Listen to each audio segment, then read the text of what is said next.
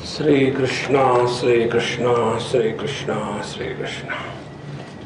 गुरुर्ब्रह्मा गुरुर्विष्णु गुरुर्देवो महेश्वरः गुरु साक्षात् परं ब्रह्म तस्मै श्री गुरवे नमः। तस्मै श्री गुरवे नमः।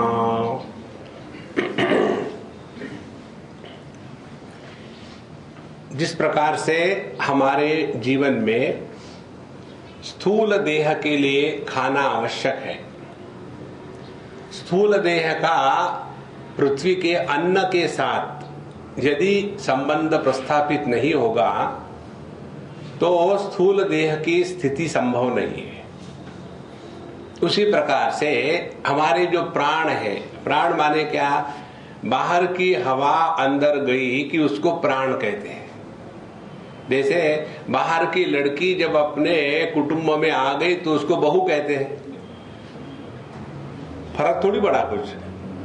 फर्क क्या है कि बाहर की लड़की जब होती है तो आजकल के ऐसी ही है लोग, सब समाज बिगड़ गया है। और वही जब लड़की घर में अंदर आ गई तो बहू बन गई, तो अपनी बहू दूध की धुली और बाकी की खराब। देखो, इसी प्रकार से बाहर की हवा को अंदर आने के पश्चात प्राण कहते हैं। और दोनों का संबंध यदि स्थित नहीं रहा, एक बार हमको किसी ने योगा करने के बाद पूछा, स्वामी जी ये कुंभक कितने समय करना चाहिए? माने कुंभक माने अंदर में हवा ले ली और ऑफ कर दिया, फिर लेना नहीं। कितने समय तक करना? आधा एक घंटा कर लो।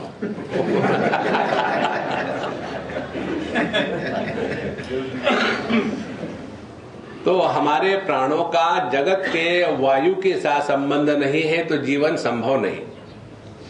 उसी प्रकार से हमारी जो अग्नि तत्व है, इस अग्नि तत्व का, संपूर्ण अग्नि तत्व से यदि संबंध योग्य प्रकार से नहीं होगा तो हम ठंडे हो गए, हम मर गए। उसी प्रकार से हमारा जो जीवन है, ज्ञानेंद्रियों का विषयों के साथ संबंध नहीं होगा तो जीवन संभव नहीं। जो शब्द स्पर्श रूप रस गंध 5 विषय है, इन 5 विषयों का हमारे साथ संबंध होता है इंद्रियों के माध्यम से। यदि ये इंद्रिय काम नहीं करे तो जगत संभव नहीं है, जगत के अनुभव संभव नहीं है। इसी प्रकार से हमारा जो व्यक्तित्व है, मैं, इस मैं व्यक्तित्व को स्वतंत्र अस्तित्व नहीं है। इस मैं की स्थिति सबके साथ मिलकर के होती है। कोई यदि ये कल्पना कहे कि नहीं मैं सब कुछ हूं तो वो गलती कर रहा है। इस प्रकार से जब हम देखेंगे कि जितना हम इस व्यक्तित्व से हट करके समष्टि के तरफ मार्गक्रमण करेंगे उतना जीवन सहज है, क्योंकि वही वास्तविकता है। और जितना हम छोटे दायरे में फंसे रहेंगे उतना हम दुखी रहेंगे।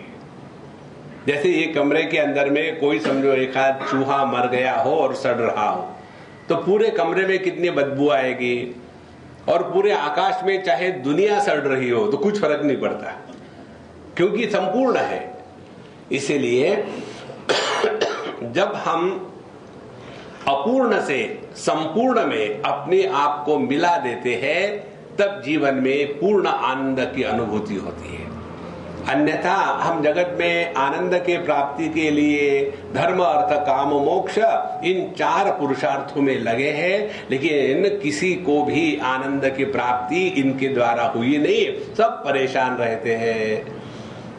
इसके लिए करना क्या पड़ेगा? तो सबसे महत्व का सिद्धांत समझना है। जैसी हमारी दृष्टि होती है वैसा दर्शन होता है। जैसे दर्शन होगा वैसे जगत के साथ व्यवहार होगा। जैसा व्यवहार होगा उसके अनुसार हमारे अनुभव होंगे, और जैसे अनुभव होंगे वैसा हमारा जीवन होगा। तो प्रारंभ कहां से हुआ? दृष्टि से। तो यदि हमको कुछ करना है जीवन में तो पहले अपने दृष्टि को ठीक करना है। एक सरदार जी के ट्रक के पीछे लिखा हुआ था, बुरी नजर वाले नॉर्मली क्या लिखते हैं, तेरा मुंह काला, लेकिन ये स्पेशल ब्रांड के सरदार जी, इंटेलिजेंट सरदार जी थे। तो उन्होंने लिखा था, बुरी नजर वाले अपनी नजर टेस्ट करा ले। जहां नजर ठीक हो गई तो सब ठीक है। जगत में बुरा कुछ भी नहीं। कबीर जी जैसा कहते हैं ना, बुरा जो देख न मैं चला, बुरा न मिलिया कोई। इसीलिए अपने दृष्टि को बदलने के लिए अब क्या करना चाहिए, तो चमड़ी की दृष्टि होगी, चर्म चक्षु, तो हम जाएंगे आय के डॉक्टर के पास, है ना, जिसको ऑप्थेल्मोलॉजिस्ट कहते हैं, आई डॉक्टर के पास गए।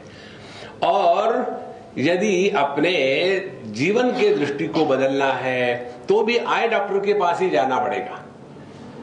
लेकिन इस आई डॉक्टर का आई का स्पेलिंग अलग है। एक बार हमको किसी ने पूछा था, स्वामी जी आप क्या है प्रोफेशन से? तो हमने कहा हम आई डॉक्टर है। रियली, आपने ग्रेजुएशन किया है? हमने कहा नहीं, हमने सुपर ग्रेजुएशन किया है। बोले इसलिए मैं कह रहा हूं कि मैं भी ऑप्थेल्मोलॉजिस्ट हूं। हमने कहा लेकिन आपका और हमारा पेशेंट का स्पेलिंग अलग है। आपके पेशेंट का स्पेलिंग है EYE और हमारे पेशेंट का स्पेलिंग है iPod, iChat, iPod, इस प्रकार से, जिसमें I बना हुआ है, ICICI, वो हमारा पेशेंट है। तो जब हम साधु संतों के पास जाते हैं, माने किस लिए जाते हैं? उनकी कुंडली लिखने के लिए। आप कहाँ पैदा हुए, क्यों पैदा हुए, खामोखाम घर धार क्यों छोड़ दिया, इस लाइन पर कब से आए, ये प्रश्न हम तो सुन के परेशान हो जाते हैं। फिर हम भी वैसा ही उत्तर देते हैं, हम इस लाइन पर तब से आए जब से लाइन मारना छोड़ दिया। तब इस लाइन पर आ गए। देखो, तो यह जो है वो साधु संतों से मिलना नहीं। साधु संतों से मिलना माने तत्व चिंतन, और यह तत्व चिंतन होगा सत्संग में जाकर के। सबसे श्रेष्ठ आध्यात्मिक साधना है सत्संगत्वे निस्संगत्वम, निस्संगत्वे निर्मोहत्वम, निर्मोहत्वे निश्चल तत्वम, निश्चल तत्वे जीवन मुक्ति। भज गोविंदम भज गोविंदम। जीवन में जब सत्संग में जाएंगे तो सत्संग में क्या होता है, हमारी जो गलत धारणाएं हैं उन गलत धारणाओं को हम ठीक करते हैं। जैसे हमारी गलत धारणा क्या है? हमारी गलत धारणा है कि हम देह है, हम पुरुष है, हम स्त्री है, हम अच्छे हैं, हम बुरे हैं, हम जीव है। ये जो गलत धारणा है, इन गलत धारणाओं से अपने आप को बचाना है। जब तक कि इन गलत धारणाओं से अपने आप को नहीं बचाएंगे तब तक कि हम इसी कल्पना में फंसे रहेंगे कि हम तो ठीक ही है। एक बड़ी विचित्र बात है, मन में विचारों का आना माने विचारवान होना नहीं। देखो, पेड़ों का उगना माने बगीचा नहीं। फिर क्या है? जंगल। जंगल में भी पेड़ उगते हैं और बगीचे में भी पेड़ उगते हैं। दोनों का फर्क क्या है? जंगल में उगने वाले जो पेड़ है उस पर कोई नियंत्रण नहीं है, और इसीलिए जंगल में चले जाओ तो डर लगता है। जंगल में चले जाओ तो किसी भालू, रीछ, शेर, उनसे परेशानी है, मच्छरों से है, जानवरों से है। और यदि हम चले जावे बगीचे में, तो बगीचे में गए तो डर नहीं, प्रसन्नता है, आनंद है, जाने को मन करता है। इस प्रकार से ये दोनों स्थान, दोनों में भी पेड़ पौधे ही है, लेकिन फर्क ये है, एक जगह में हमको डर लगता है, परेशानी है, उसमें आनंद है और सिक्योरिटी है। इसी प्रकार से जो विचार हमारे अंतःकरण में पेड़ पौधों के जैसे जंगल में उगते हैं वैसे उगने लग जाते हैं, तब हम याहू जंगली है। और इसीलिए हम अपने आप से डरते हैं। व्यक्ति क्यों इधर उधर भटकता है? एक मिनट शांति नहीं बैठ पाएगा, या तो फोन चाहिए, या तो टीवी चाहिए, या तो न्यूज़पेपर चाहिए। क्यों भैया ऐसा क्यों? अरे यार बोर हो रहे थे। किससे बोर हो रहे थे? नहीं, अकेले थे। अकेले होकर के जो आदमी बोर होता है वो कितना सॉलिड बोर होगा जो अपने आप से बोर हो रहा है। एक बार एक डॉक्टर के पास एक पेशेंट गया। पेशेंट ने कहा, डॉक्टर साहब, हाँ जी, मैं इतना जोर से खर्राटे मारता हूं कि मेरे ही खर्राटे से मेरी नींद टूट जाती है, तो मैं क्या करूं? तो डॉक्टर साहब ने कहा, दूसरे कमरे में जाके सो।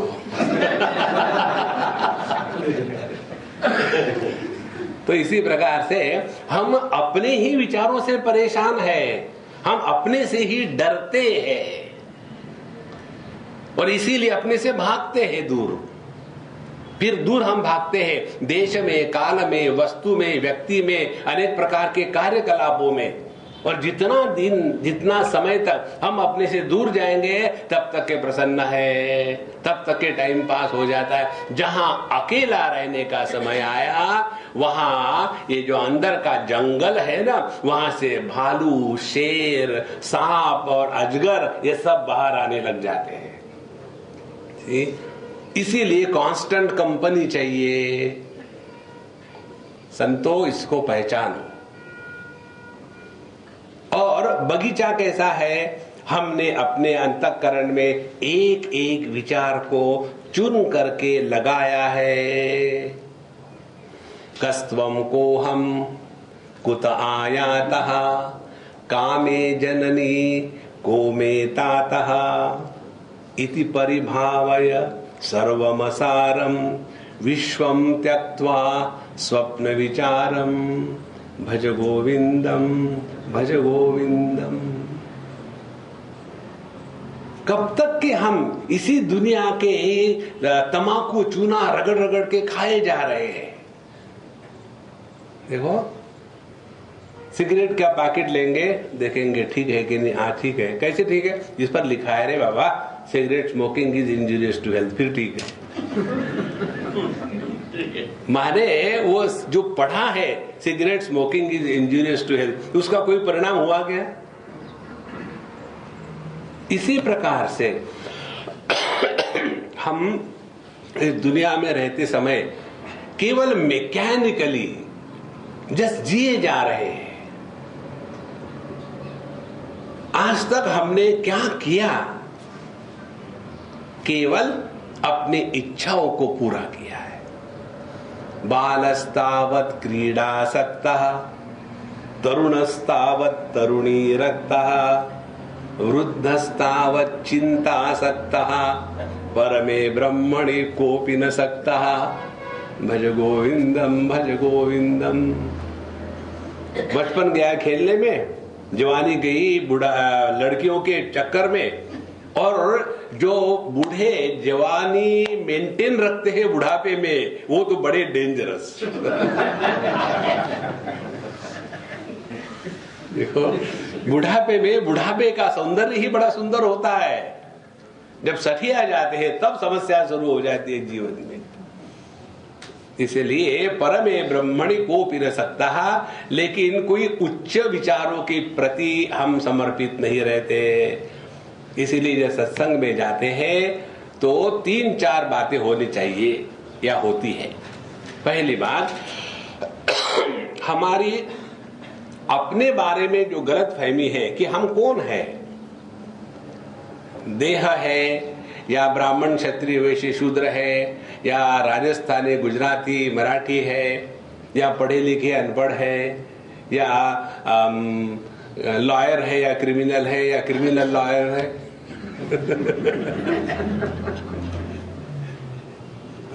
क्रिमिनल लॉयर माने जो लॉयर क्राइम करते हैं उनको क्रिमिनल लॉयर कहते हैं। जैसे ना क्रिमिनल पॉलिटिशियंस, उस प्रकार से क्रिमिनल लॉयर। तो हम है कौन? उसी प्रकार से ये दुनिया क्या है? से जब हम कहते हैं कि the world is too much for me, माने क्या? क्या दुनिया चढ़ बड़ी सर पर? इस प्रकार से अपने बारे में मालूम नहीं, दुनिया के बारे में मालूम नहीं, और फिर दुनिया बनाने वाले दुनिया काहे को बनाई? तुमको परेशान करने के लिए। फिर ईश्वर क्या है ये पता नहीं।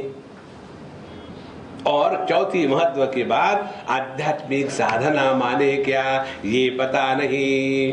कुरुते गंगा सागर गमनम व्रत परिपालनम अथवा दानम ज्ञान विहीन सर्वमतेन भजति न मुक्तिम जन्मशतेन भज गोविंदम भज गोविंदम। कुरुते गंगा सागर गमनम, कहाँ जा रहे हैं? हम तीर्थ यात्रा जा रहे हैं। वहां जाकर के क्या करेंगे? पंडों से झगड़ा करेंगे, पहली बात। दूसरी बात, वहां की गंदगी देख करके कहेंगे हमारे हिंदू धर्म का कारण यही है कि चारों तरफ गंदगी है। तो वहां जाएंगे, ये चक्कर में फंसेंगे। और वहां जाकर के दान करना है। फिर दान कैसा करना है? दान करना है कि 1 रुपए के 90 पैसे मिलते हैं, वो रिसाइकलिंग होते हैं सब कॉइन्स, वहां शॉप्स है बिल्कुल, लेकर के 10 धड़ फेंक दिया, हो गया दान। या तो व्रत परिपालनम, आज हमारी एकादशी है, कल द्वादशी है। द्वादशी का महत्व, एकादशी का महत्व द्वादशी के कारण होता है, क्योंकि द्वादशी को एकादशी का बदला निकलता है। व्रत परिपालनम अथवा दानम, ये सब करते रहो महाराज, कोई बुराई नहीं है। लेकिन ज्ञान विहीन सर्वमतेन, जब तक के हम अपनी असलियत को नहीं पहचानेंगे तब तक के वही झटके खाते रहो और दुखी होते रहो। इसके लिए जब सत्संग में जाते हैं तो सत्संग का तात्पर्य क्या हो गया है? अपनी गलत धारणाओं का त्याग करना और योग्य दृष्टि को प्राप्त करना। तो सत्संग में 2 प्रकार के सत्संग होते हैं, एक तो जनरल टाइप के और दूसरे होते हैं शास्त्रों के अध्ययन के प्रकार के। हम जो सत्संग कर रहे हैं यहाँ, यह शास्त्रों के अध्ययन का है, इसलिए यहाँ हम लोग आज से यह जो है ईशावास्योपनिषद, इसका अध्ययन करेंगे। अब इस ईशावास्योपनिषद का अध्ययन करने के पहले थोड़ी 2-4 बातें समझ लें। शास्त्रों के जो मूल है, तो पहला मूल है सभी ज्ञान का, उनको वेद कहते हैं। वेदों को अपौरुषेय कहा है। अपौरुषेय माने किसी पुरुष ने उसको लिखा नहीं है। देखो, जैसे किसी भी कहानी का ले लो, कुछ भी ले लो कि इसने लिखा है। अपौरुषेय माने वह साधु संत जो तत्व में लीन थे, उनके सामने यह ज्ञान प्रकट हुआ, तो यह जो प्रकट ज्ञान है उसको वेद कहते हैं। इसीलिए ये मनुष्य के बुद्धि की उपज नहीं है। एक तो बात ये हो गई। अब दूसरी बात, इस ज्ञान का अध्ययन करके स्मृति रूप में जब हम अन्य को बताते हैं तो उनको स्मृति कहते हैं। तो पहली हो गई श्रुति। श्रुति माने सुना हुआ, और स्मृति माने जो याद है वो बताया। जैसे इसमें 18 स्मृतियां है, भार्गव स्मृति, हरित स्मृति, याज्ञवल्क्य स्मृति इत्यादि। तीसरा है ज्ञान का स्रोत हमारे इतिहास। इतिहास का तात्पर्य ये नहीं कि अंग्रेजों ने पीछे छोड़ा है कचरा, वो इतिहास नहीं है। आप पुराने वर्ल्ड के यदि नक्शे देखो तो उसमें अंग्रेजों ने क्या किया, अपना जो ब्रिटिश आइलैंड है वो इतना बड़ा दिखाया और बाकी के जो देश है उसके तुलना में बड़े छोटे दिखाए, क्योंकि उन्होंने किया था, वो कुछ भी कर सकते हैं। लेकिन उसके बाद जब असली सब पूरा सर्वे हुआ तब पता चलता है कि उनका आइलैंड सबसे छोटा है। माने उन्होंने ब्रिटिश आइलैंड को ग्रीन या तो जो टॉप में है आइसलैंड वगैरह उससे भी बड़ा बनाया था। उसके वो 10 गुना कम है, फिर भी ऐसा बताया था। तो यह जो इतिहास है यह इतिहास इसको नहीं कहते। इतिहास माने इतिहास, ऐसा वास्तविक में था, क्या था और कौन से इतिहास है? तो हमारे यहाँ इतिहास दो ग्रंथ हैं, एक है महाभारत और दूसरा है रामायण। तो यह तीसरा ज्ञान का स्रोत हो गया। चौथा हो गया पुराण, उसमें 18 पुराण और 18 वो पुराण है। उसमें ब्रह्मा विष्णु और महेश इन तीनों के 6 पुराण है और उसमें उसी तत्व का प्रतिपादन किया है। और आखिरी जो और महत्व का जो ज्ञान का स्रोत है वह है साधु संतों के वचन। इस प्रकार से यह 5 ज्ञान के स्रोत है। इसमें से जो प्रथम, जो वरिष्ठ है, जो ज्येष्ठ है, ऐसे वेदों में उपनिषद जो आते हैं उसका हम अध्ययन करने जा रहे हैं। 4 वेद है और 4 वेदों में यह उपनिषद माने, उपनिषद शब्देन ब्रह्म विद्या उच्यते। भगवान शंकराचार्य कहते हैं उपनिषद शब्द के द्वारा ब्रह्म विद्या कही जाती है। ब्रह्म विद्या माने क्या? जैसे पाक विद्या, पाक विद्या माने खाना बनाने की विद्या, कुकिंग नॉलेज। उसी प्रकार से केमिस्ट्री, केमिस्ट्री का नॉलेज, फिर मैथमेटिक्स, मैथमेटिक्स का नॉलेज। ऐसी यह ब्रह्म विद्या नहीं है। ब्रह्म विद्या वह है जो सभी विद्या का आधार है। मुंडकोपनिषद में आता है कस्मिन्नु भगवो विज्ञाते सर्वमिदं विज्ञातम भवति इति। ऐसा क्या है कि जिस एक को जानने से सबका ज्ञान हो जाता है? तो यह जो ब्रह्म विद्या है इसी को उपनिषद कहते हैं। और यह जो ईशावास्य उपनिषद हम पढ़ने जा रहे हैं, यह ईशावास्य उपनिषद शुक्ल यजुर्वेद की वाजसनीय शाखा में पहले जो मंत्र भाग है उसका 40वां अध्याय है। पहले 39 अध्यायों में इन्होंने कर्म की बातें कही है। और इस विषय उपनिषद का वैशिष्ट्य ये है कि हमारे जो आर्य समाजी बंधुगण है वो उपनिषदों को वेद नहीं मानते, वो केवल मंत्र भाग को ही, मंत्र संहिता को ही वेद मानते हैं। तो वो भी इस उपनिषद को मानते हैं क्योंकि यह उसके मंत्र भाग का है और इसका किसी भी कर्म में विनियोग नहीं होता। तो ये मंत्रों का तात्पर्य क्या है, यही हमको सीखना है। तो ईशावास्य उपनिषद अत्यंत महत्व का है। इसमें केवल 18 श्लोक है, 18 मंत्र है और इन मंत्रों का हम विस्तार से, सूक्ष्मता से अध्ययन करेंगे। जब अध्ययन की बात होती है और प्रवचन की बात होती है तो बहुत फर्क है। अध्ययन में दोनों को पार्टिसिपेट करना है, विद्यार्थी को भी और शिक्षक को भी, दोनों को पार्टिसिपेट करना है। प्रवचन में हमारे पंजाब में चले जाओ तो प्रवचन को परवचन कहेंगे, महात्मा को महात्मा कहेंगे। महात्मा माने बहुत आलसी। तो यह परवचन नहीं है, यह अध्ययन है। अध्ययन में हमको एक एक बात ठीक से सीखनी है और जितना हमारा यह ज्ञान स्पष्ट हो जाएगा अपने आप दृष्टि में परिवर्तन आएगा। और ये परिवर्तन ऐसा आएगा कि हमको भी पता नहीं चलेगा कि परिवर्तन आ रहा है, ये तो लोगों में प्रकट हो जाएगा। एक उदाहरण देते हैं। एक कोई अम्मा हमको मिलने आई और बहुत डिप्रेस थी, फ्रस्ट्रेटेड थी। 2-3 दिन सुना उसने कहीं किस बात है और चौथे दिन आके हमको मिली। हमको कहती, स्वामी जी हमको पता नहीं आपको कैसे धन्यवाद दें। हमने कहा अंग्रेजी में कह दो थैंक यू, मुझे अंग्रेजी आती है।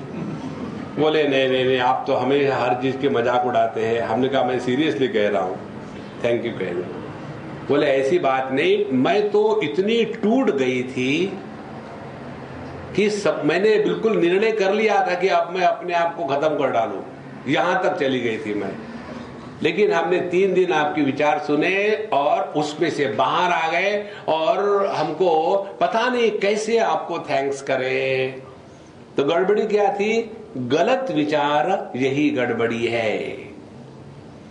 अपने विचारों को ठीक करना है, बाकी कुछ नहीं, सब ठीक है अपनी जगह। और इन विचारों को ठीक करने के लिए शास्त्रों का अध्ययन अत्यंत आवश्यक है।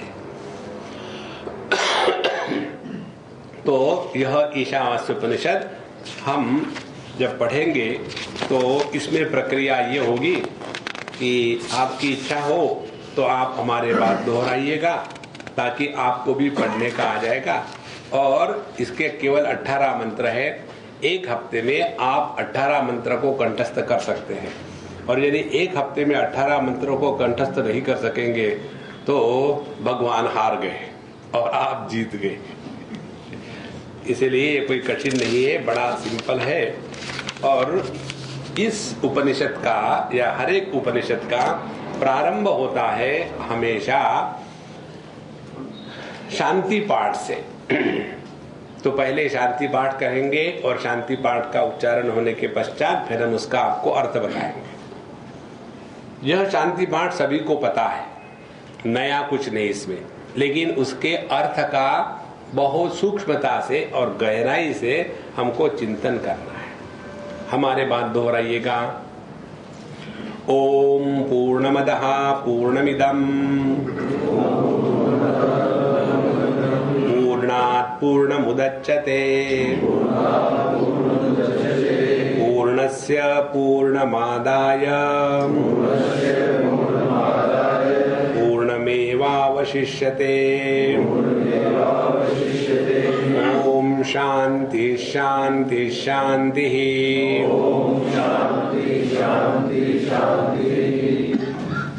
इस उपनिषद पर भाष्य लिखने के पहले भगवान शंकराचार्य ने एक प्रार्थना करी है। ईशिता सर्वभूतानां सर्वभूतमयश्च यः ईशावास्येन संबोध्यम ईश्वरं तम नमाम्यहम्। जो संपूर्ण जगत का नियंत्रण करने वाला है और जो ही संपूर्ण जगत के रूप में प्रकट हो गया है, ऐसे तत्व को इस ईशावास्य उपनिषद के द्वारा संबोधित किया गया है। उस तत्व को हम नमस्कार करते हैं। अब देखो, परिच्छिन्नता का नमस्कार और परिपूर्णता का नमस्कार, इसमें क्या फर्क है? जैसे नमस्कार करने की प्रक्रिया आपको पता है, और बड़े लोग बच्चों को हमेशा परेशान कर दे, ऐसा मत करो, वैसा मत करो, दाहिने हाथ लगाओ, बाएं हाथ लगाओ, ऐसे हाथ करो। बड़ी मुश्किल से तो बच्चे बेचारे सुनने को तैयार है। उसके पीछे डंडा लेके खड़े रहो तो वो भी भाग जाए। तो जैसा बताते हैं, हमको एक ने पूछा था, स्वामी जी ऐसा नमस्कार करना चाहिए ना, लेकिन बच्चे मानते नहीं।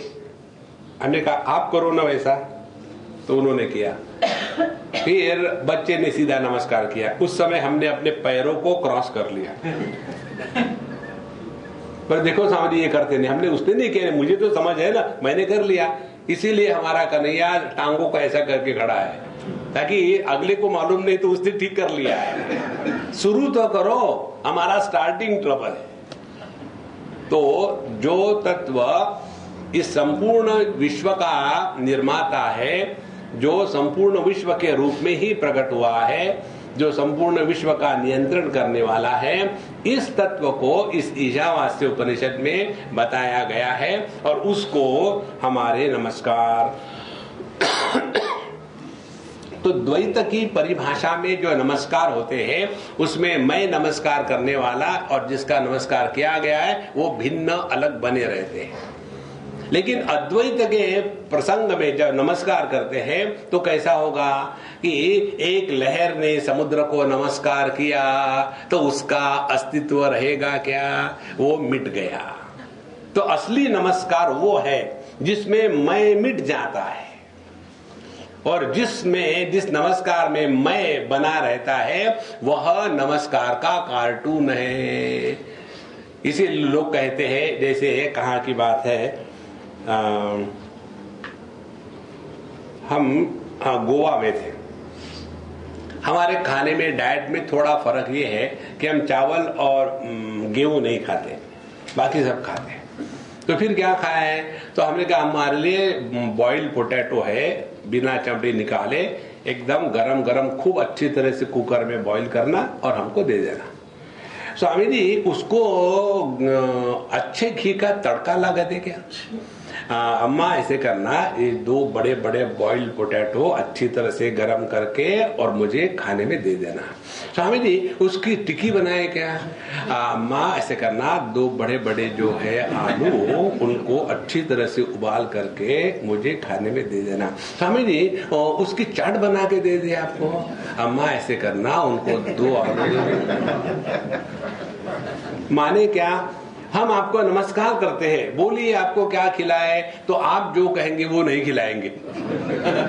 तो फिर मैंने निर्णय ले लिया था, जहां भी जाऊंगा अपने साथ आलू ले जाऊंगा।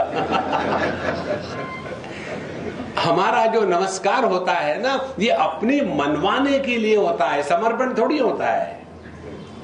देखो, इसीलिए अद्वैत में जब हम नमस्कार करते हैं तो उसमें मैं मिट जाता है। द्वैत के क्षेत्र में मोक्ष का तात्पर्य है मैं का उद्धार करना, और अद्वैत में मोक्ष का तात्पर्य है मैं को मिटा देना। It is not a freedom of I, it is freedom from I. यह जो मैं है यही तो परेशान कर रहा है हमको। और इसलिए यहां जब अद्वैत में आकर के हम नमस्कार करते हैं तो अपने मैं को मिटा देना। कैवल्य उपनिषद में आता है, न कर्मणा न प्रजया धने न त्यागे नैके अमृतत्वमानशु। त्यागे न एके, केवल त्याग के ही द्वारा। और त्याग किसका कर सकते हैं? जो वस्तु अपनी उसी का तो त्याग करे। एक लड़की आकर के हमको कहती थी, स्वामी जी तलाक तलाक तलाक। तो हम उसको कहेंगे, मेरी माँ तू मेरे से शादी कब करी थी, तलाक मांग रही है। अच्छा, तो पहले शादी करनी पड़ती है ना? हाँ जी। इसी प्रकार से यदि किसी वस्तु का त्याग करना है तो पहले वो वस्तु अपनी होनी चाहिए, तभी तो त्याग करोगे। तो क्या है अपना इस दुनिया में? अपने देह से लेकर के शुरू करो। देह को ना तो हमने बनाया है, ना तो ये देह हमारी मानता है, और फिर भी हम अपने आप को देह मान के बैठे हैं। तो हमारा क्या है इस दुनिया में? केवल एक ही है, बेवकूफी। उसका त्याग करना है। बेवकूफी यही है। इसीलिए त्यागे नहीं कि अमृतत्व मानसु। तो नमस्कार का तात्पर्य है अपनी जो गलत धारणा है अपने बारे में, जगत के बारे में, ईश्वर के बारे में और साधना के बारे में, इन गलत धारणाओं को जब हम ठीक करेंगे तभी जाकर के हम इस परिच्छिन्नता के जंगल से हट करके परिपूर्णता के समुद्र में नहाएंगे मस्ती से। तब जाकर के अध्यात्म का हमने ठीक अध्ययन किया है। अच्छा, अब इसमें शांति पाठ। इस शांति पाठ में हम पहले कहते हैं ओम। ओम किस लिए कहते हैं? जैसे कई बार हम लोग फोन लगाते हैं ना, फोन लगाने के बाद पहली बात क्या कहते हैं? हेलो।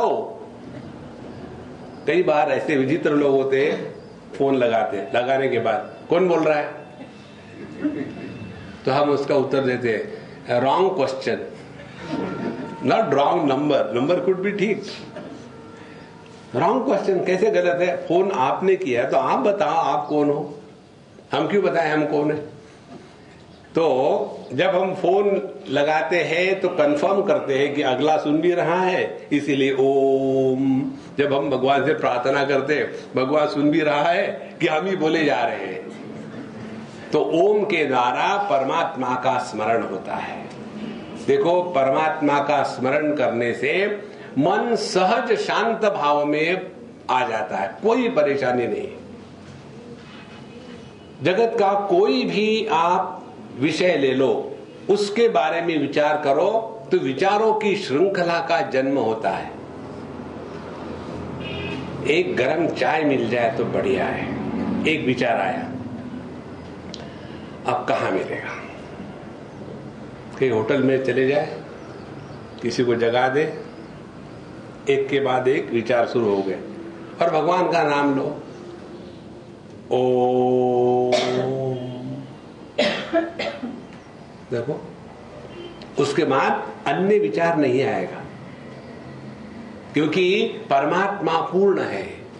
तो पूर्ण वो है कि जिसमें कुछ ऐड नहीं किया जा सकता, अपूर्ण वो है जिसमें कुछ ऐड किया जा सकता है। इसीलिए ओम के द्वारा हम अपने मन को पूरे दुनिया से हटा करके शांत इस परमात्मा के चरणों में रख दे। ओम। और ऐसा जो शांत प्रसन्न मन है वही यह प्रार्थना कर रहा है। जो अपने फ्रस्ट्रेटेड है, गुस्से वाले हैं, पता नहीं बीवी ऐसे क्यों है, बच्चे ऐसे क्यों है, मेरे मानते क्यों नहीं, कह और फिर जाकर के ओम पूर्णमदः पूर्ण, इनको क्या होता है कहने के लिए, जब दुख होगा तब पता। ऐसे जो है ना उनके लिए उपनिषद नहीं है। देखो कई बार ये गलत फहमी होती है, उपनिषद का अध्ययन कर लो या तो फिर मेडिटेशन। 4 साल पहले बम्बई के जितने भी जजेस थे, हमारे अच्छे मित्र हैं काफी लोग हाई कोर्ट के वगैरह, तो उन्होंने 2 दिन का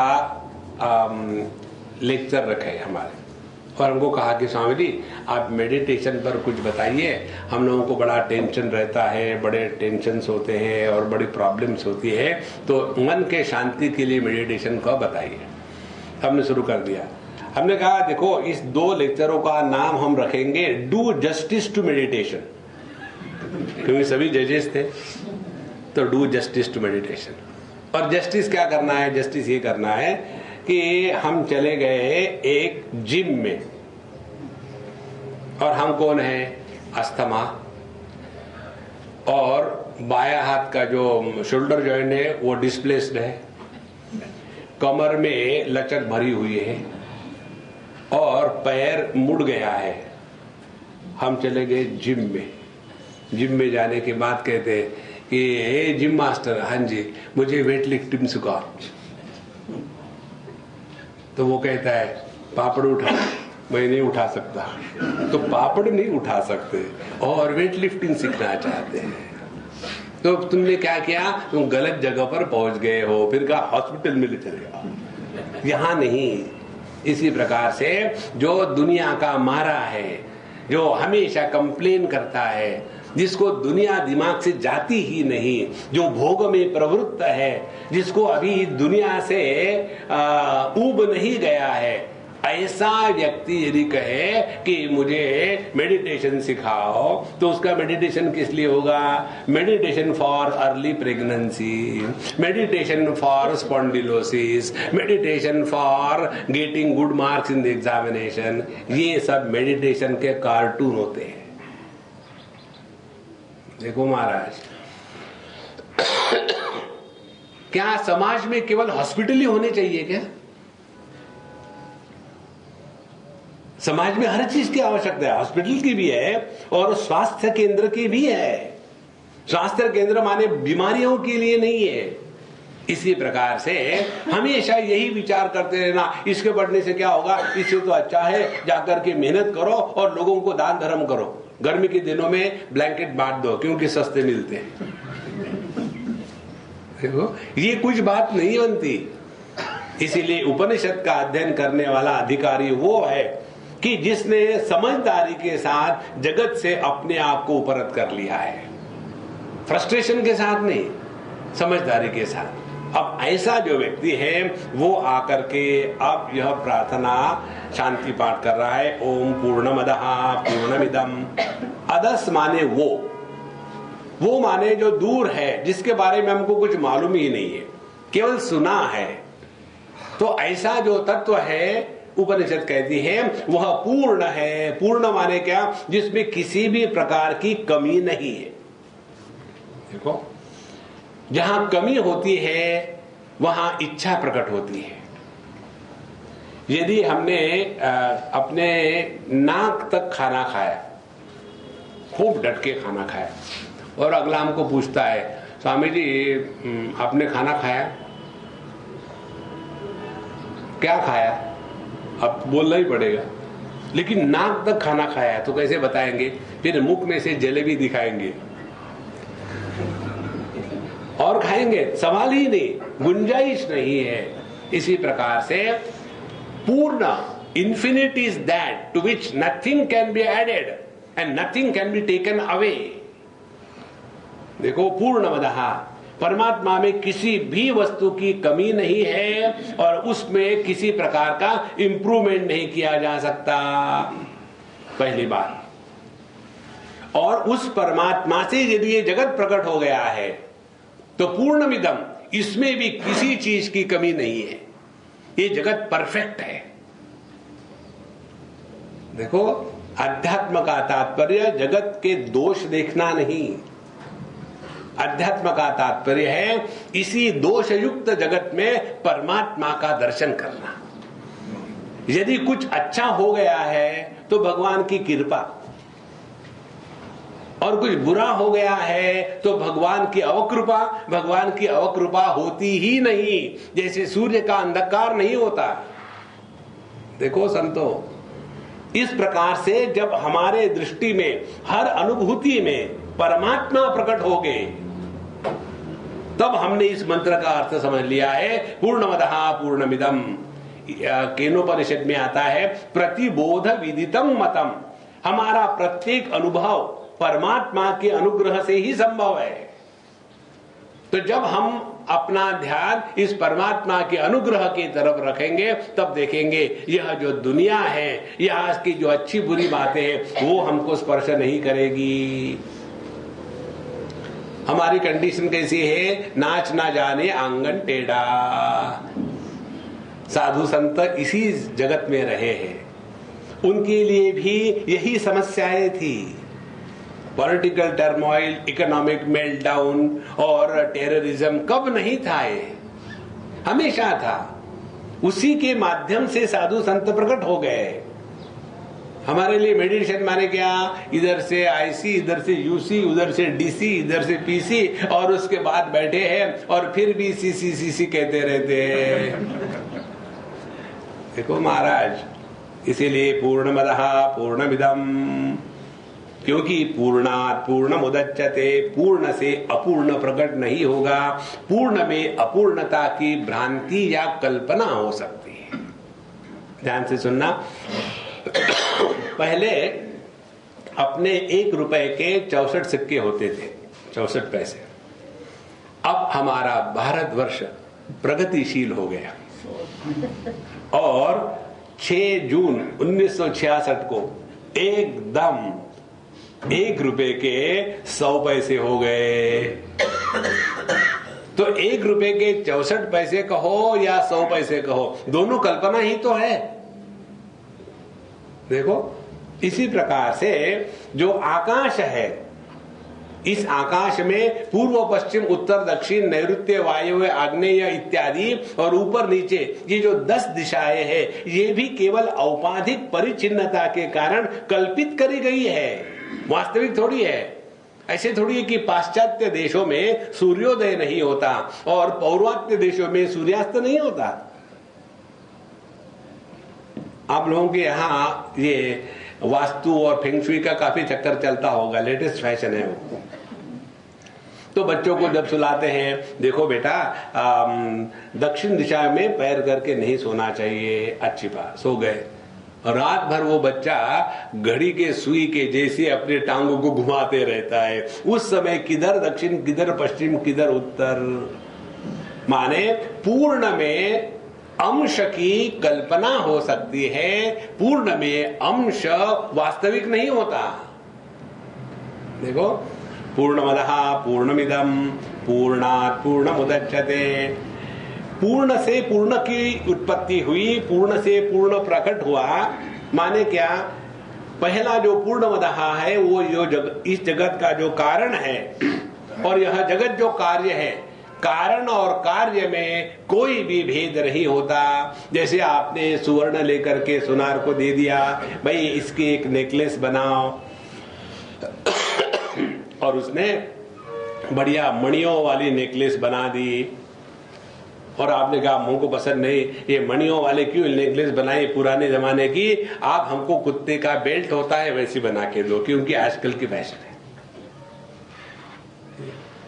तो living the grace of the gold Smith, gold से गोल्ड ही पैदा होगा।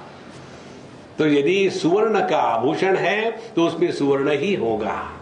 इसी प्रकार से यह पूर्णता से प्रकट जगत में अपूर्णता का कहीं भी नामो निशान नहीं है। सवाल यह है कि हम इसको अपूर्ण इसलिए देख रहे हैं कि हमारी जो उपाधियां है, हमारी इंद्रिय मन जो है, वो पूर्ण को ग्रहण नहीं कर सकती।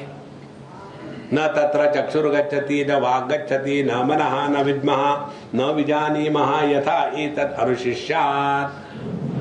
तत्व के प्राकट्य में, ज्ञान में, अनुभूति में इंद्रिय मन बुद्धि का व्यापार नहीं होता। पूर्णमदः पूर्णमिदं पूर्णात् पूर्णमुदच्यते। तो कारण यदि पूर्ण है तो कार्य कभी अपूर्ण नहीं होगा, और यदि अपूर्णता की अनुभूति आ रही है तो वो भ्रांति है, वो वास्तविकता नहीं है। और भ्रांति किसको कहते हैं या मिथ्या किसको कहते हैं? भ्रांति या मिथ्या उसको कहते हैं, भ्रांति हो गई कारण और मिथ्या हो गया प्रत्यय अनुभव। मिथ्या किसको कहते हैं? न होते हुए भी जिसका अनुभव हो रहा हो उसको मिथ्या कहते हैं। जैसे सूर्योदय और सूर्यास्त। सूर्य का ना तो कभी उदय होता है ना तो कभी अस्त होता है।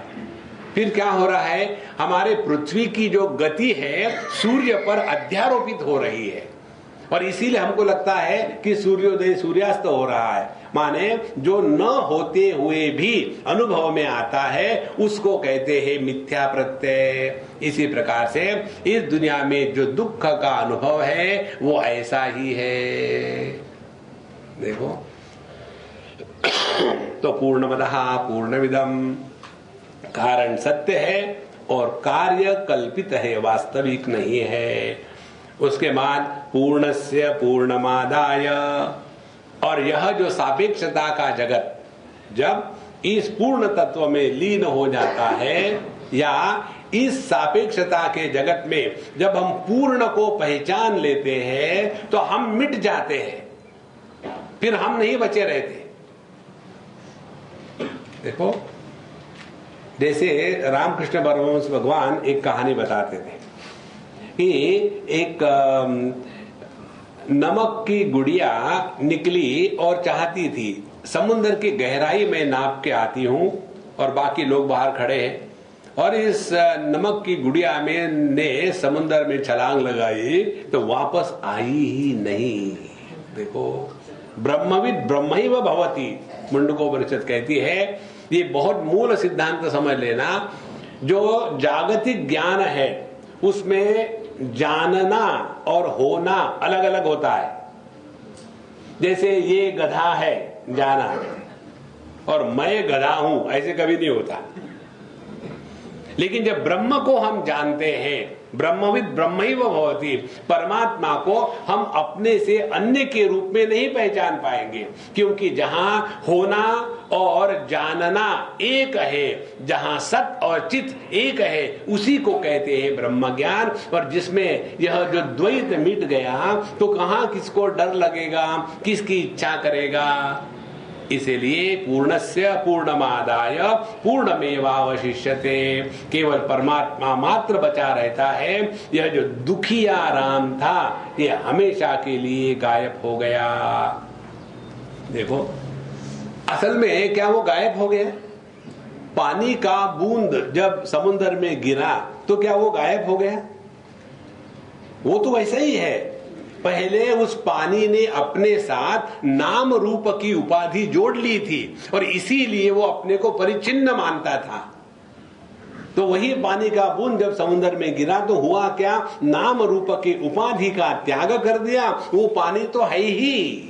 इसी प्रकार से जो हमने अपने आप को जीव जगत ईश्वर इन उपाधियों से बांध करके परिच्छिन्न के रूप में समझा है, यह गलत समझ जब समाप्त हो जाती है तब हम अपने ब्रह्म स्वरूप को पहचान लेते हैं। और यह ब्रह्म स्वरूप क्या है? आनंदादेव खल्विमानि भूतानि जायन्ते आनंदेन जातानि जीवन्ति। ब्रह्म, अनंत, आनंद, यह सभी के सभी पर्यायवाची शब्द है। जो अनंत है वही आनंद है, जो शांत है वो दुख है। देखो, इसीलिए जो अनंत उपाधि के माध्यम से प्रकट होता है उसी को जीव कहते हैं। यदि उपाधि का त्याग कर दिया है तो आनंद की अनुभूति हो ही गई, वही सत्य है। इस प्रकार से पूर्णस्य पूर्णमादाय पूर्णमेवावशिष्यते। जब हम कार्य कारण के परे चले जाएंगे तब केवल तत्व मात्र बचा रहता है। फिर उसमें कार्य कारण दोनों मिथ्या है। एक हमारे मित्र है दक्षिण में, बहुत पुरानी बात है, 10-12 साल, उन्होंने हमारे एक ग्रंथ का बड़ा सूक्ष्मता से अध्ययन किया है। वो ग्रंथ है संत ज्ञानेश्वर का अमृतानुभव। उस पर हमने अंग्रेजी में टीका लिखी है। और उस सज्जन ने, बिजनेसमैन है, स्पाइसेस का उनका व्यापार है, इंटरनेशनल एक्सपोर्ट का, तो उन्होंने उस ग्रंथ का बड़ा सूक्ष्मता से अध्ययन किया, एक एक लाइन। और हमको कहते स्वामी जी हमको तो ऐसे लगता है कि हमको सब कुछ मिल गया है, बड़ा आनंद आ रहा है। फिर हमको कहते हैं कि स्वामी जी एक सूत्र दे दो। जब भी हम जाते थे हमको एक सूत्र मांगते थे वो, तो स्वामी जी एक सूत्र दे दो, हम उसके ऊपर में 1 साल भर विचार करेंगे। हमने उनको एक सूत्र दिया था एक बार, कार्य कारण मिथ्या। अब देखो हमारा द्वैत वैतथ्य प्रकरण जो आता है मांडुक्य उपनिषद के कारिका में, उसमें विचार आता है कार्य कारण मिथ्या। कैसे? एक बार एक पिताजी अपने पुत्र को डांट रहे थे, तुम ऐसे हो, तुम ऐसे हो, ये क्या वो क्या, मैंने तुमको जन्म दिया इसी दिन के लिए। अब ये बच्चा सुन रहा, फिर उसने सोचा कि अब पिताजी बंद नहीं होने वाले, तो उसने कहा कि पापा बहुत हो गया। किसने कहा आपने मुझे जन्म दिया? अब पापा की दाल गलने लग गई, अब क्या कहने वाले हैं पुत्र। फिर कहते आपको मैंने जन्म दिया है, जब तक मैंने पैदा हुआ तो आपको किसने बाप कहा? तो पिता पुत्र का जो रिलेशन है ना, इट इज म्यूचुअली डिपेंडेंट है। इसी प्रकार से जिस अनुभूति में एक विशेष परिस्थिति की आवश्यकता है, वह अनुभूति मिथ्या प्रत्यय होती है। पिता पुत्र दोनों का सापेक्षता का अस्तित्व है, लेकिन पिता होने के पहले भी आदमी आदमी था। तो एक आदमी पर पुत्र की उपाधि लगा दी तो पिता बन गया, पिता की उपाधि लगा दी तो पुत्र बन गया, पत्नी की उपाधि लगा दी तो पति बन गया। तो एक ही तत्व औपाधिक भेदों के कारण अनेक रूप में प्रकट सा दिखता है, लेकिन होता नहीं। इसी प्रकार से एक ही तत्व पर जीव जगत ईश्वर ये तीनों उपाधियां लगा करके जगत को हम अन्य के रूप में जिसको पहचानते हैं उसको जगत कहते हैं, और परिच्छिन्न के रूप में जिसको पहचानते हैं उसको जीव कहते हैं, और परोक्ष के रूप में जिसको ग्रहण करते हैं उसको ईश्वर कहते हैं। तो एक ही तत्व में प्रत्यक्ष, परिच्छिन्न और परोक्ष ये 3 उपाधियों के कारण एक ही परमात्मा तत्व में जीव जगत ईश्वर यह भ्रांति निर्मित हो गई है। अब एक पत्नी को स्त्री होने के लिए कितना समय लगेगा और कितनी साधना करनी पड़ेगी? वो तो स्त्री है ही, लेकिन वो अपने पत्नीत्व के नीचे इतनी दब जाती है कि जैसे दुनिया में कुछ है ही नहीं। इसीलिए महाराज, जब तक के इस तत्व के तरफ हमारी दृष्टि नहीं जाएगी तब तक के दुनिया का झमेला बना रहेगा। ये सिद्धांत हम आपको बताते हैं। सापेक्षता के जगत में ऐसी एक भी समस्या नहीं है कि जिसको संपूर्ण समाधान प्राप्त हो सके,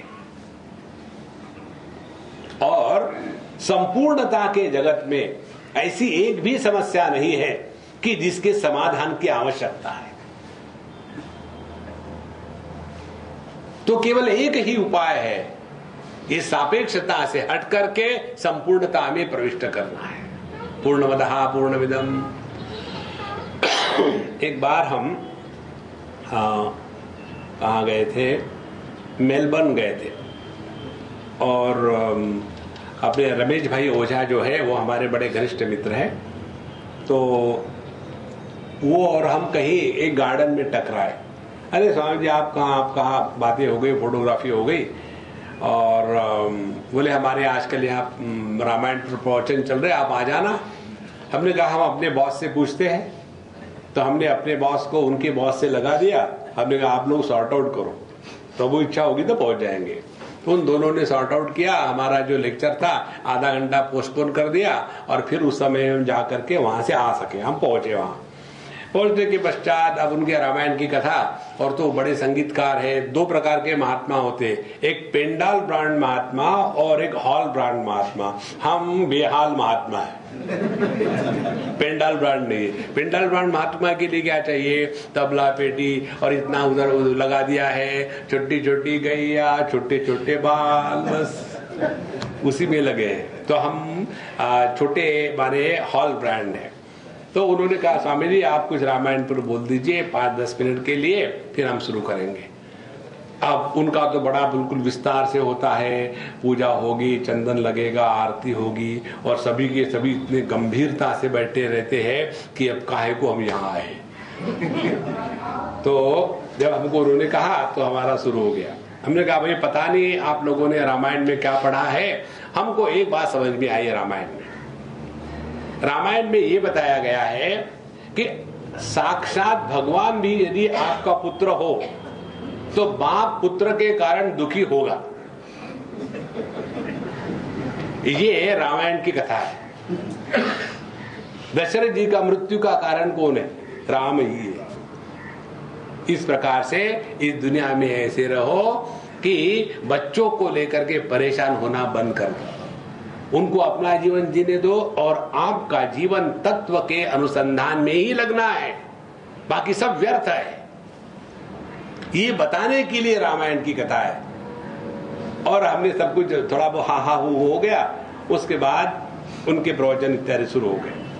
फिर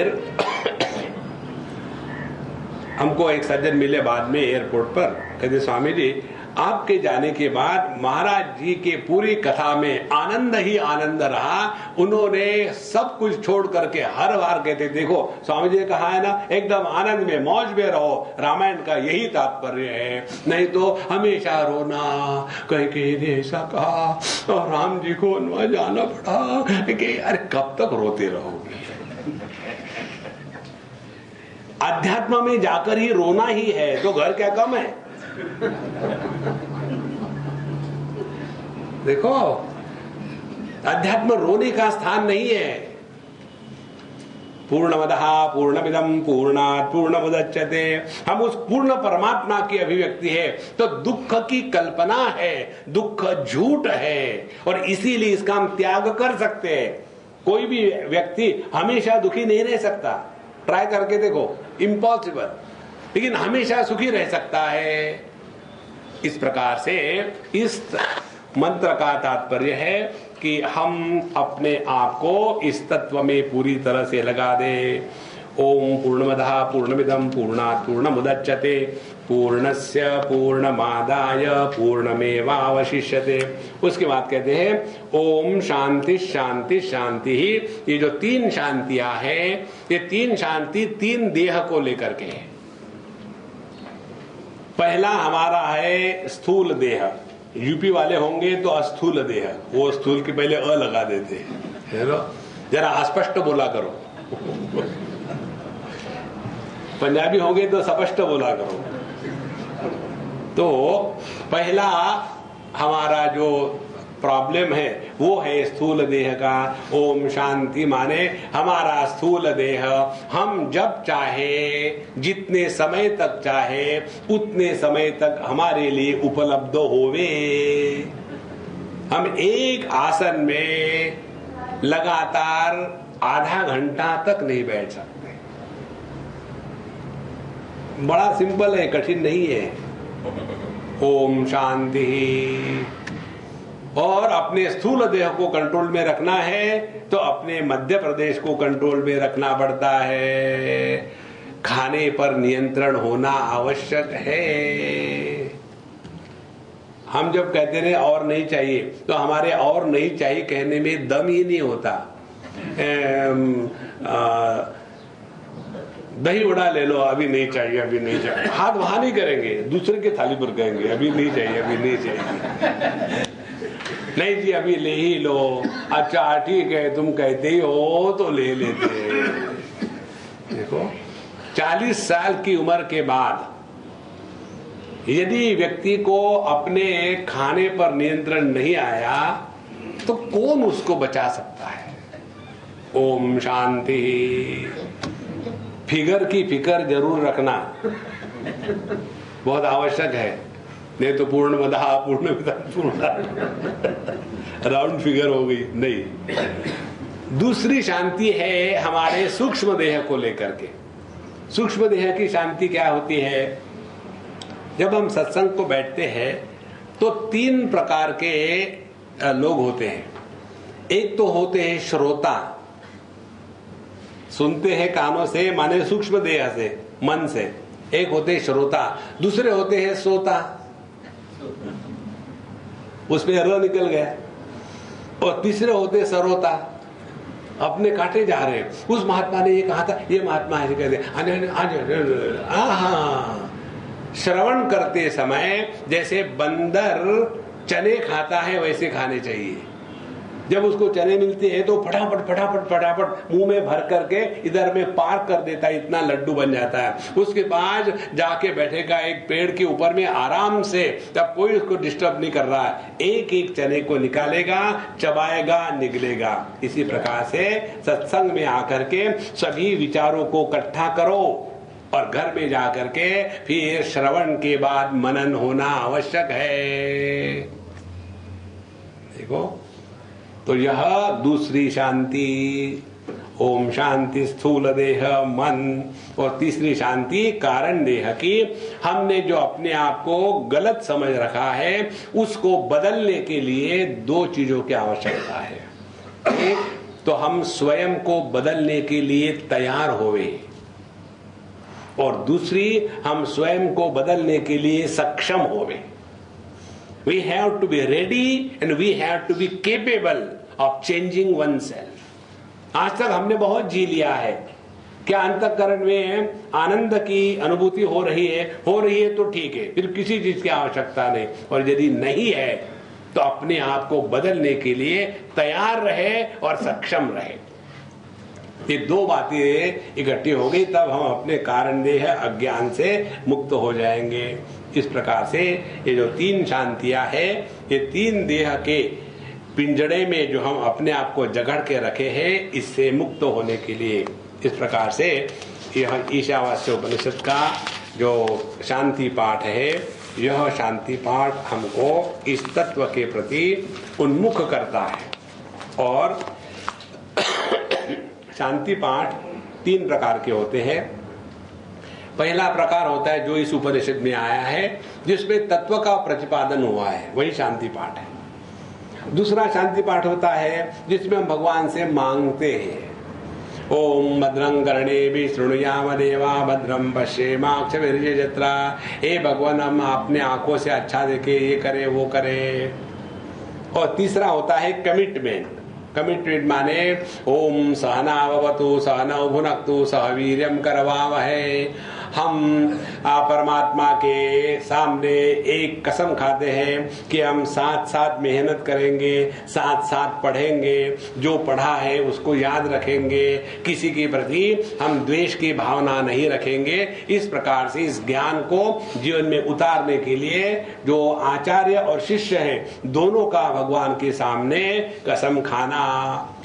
इसमें जो पहली पद्धति है तत्व का प्रतिपादन, यही हुआ है। इस प्रकार से ओम पूर्णमदः पूर्णमिदम्, इसके द्वारा इसी तत्व का विस्तार करने के लिए अगले 18 मंत्र हैं।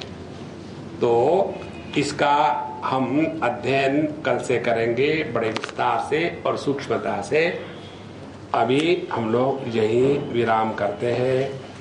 ओम पूर्णमदः पूर्णमिदं पूर्णात् पूर्णमुदच्यते पूर्णस्य पूर्णमादाय पूर्णमेवावशिष्यते। ओम शांति शांति शांति। हरि ओम। श्री गुरुभ्यो नमः। हरि ओम।